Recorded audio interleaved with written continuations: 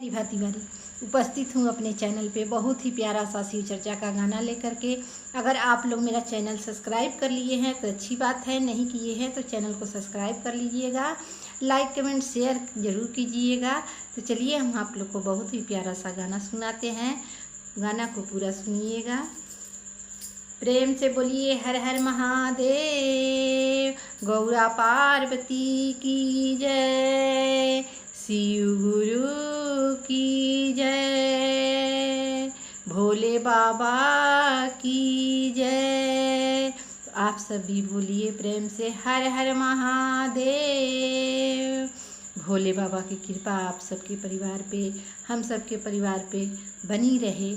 हम लोग जहाँ रहें वहाँ अच्छा से रहें।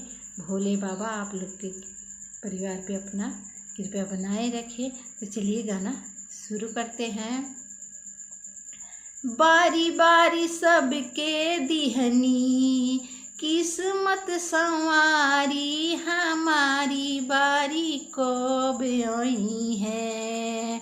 बारी बारी सबके दिहनी, किस्मत संवारी हो, हमारी बारी कब आई है। बोली बोली जटाधारी हो, हमारी बारी कब आई है। बारी बारी सबके दिहनी, किस्मत संवारी हो, हमारी बारी कब आई है।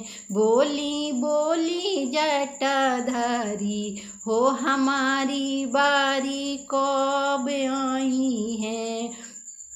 बोली बोली जटाधारी, हमारी बारी कब आई है। सबका के दिहनी कोठाया मारी, सबका के दिहनी कोठाया मारी, हमारी बारी कब आई है। बोली बोली जटाधारी है, हमारी बारी कब आई है। सबका के दिहनी कोठाया मारी, हमारी बारी कब आई है। बोली बोली जटाधारी, हमारी बारी कब आई है। सबका के देहनी भोला, सबका के देहनी अन्न धन सोनवा, हमारी बारी कब आई है।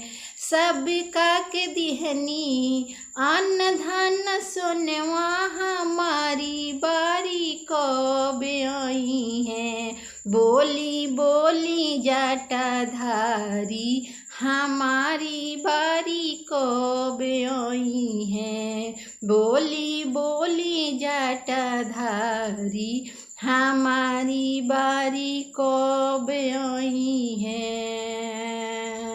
किस्मत संवारी हो, हमारी बारी कब आई है।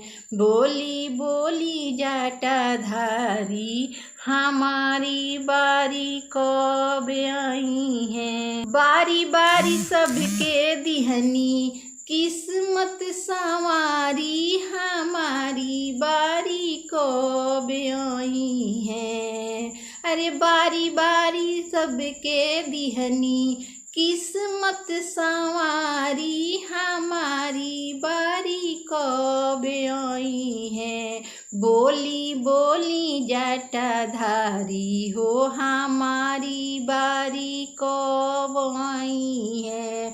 बोली बोली जटाधारी, हमारी बारी कब आई है।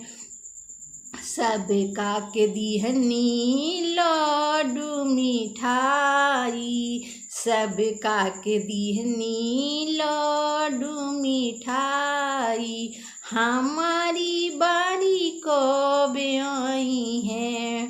ए हमारी बारी कब आई। बोली बोली जटाधारी, हमारी बारी कब आई। बारी बारी सबके दिहनी किस्मत संवारी, हमारी बारी कब आई है। बारी बारी सबके दिहनी किस्मत संवारी, हमारी बारी कब आई है। बोली बोली जटाधारी, हमारी बारी कब आई है। बोली बोली जटाधारी, हमारी बारी कब आई है। बारी बारी सबका दिहनी किस्मत संवारी, हमारी बारी कब आई है। बोली बोली जटाधारी, हमारी बारी कब आई है। सबका के दिहनी गोदी में बलकवा, हमारी बारी कब आई है। सबका के दिहनी गोदी में बलकवा, हमारी बारी कब आई है। बोली बोली जटाधारी, हमारी बारी कब आई है। बोली बोली जटाधारी, बोली बोली जटाधारी, हमारी बारी कब आई है। बारी बारी सबके दिहनी किस्मत संवारी, हमारी बारी कब आई है। बारी बारी सबके दिहनी किस्मत संवारी, हमारी बारी कब आई है।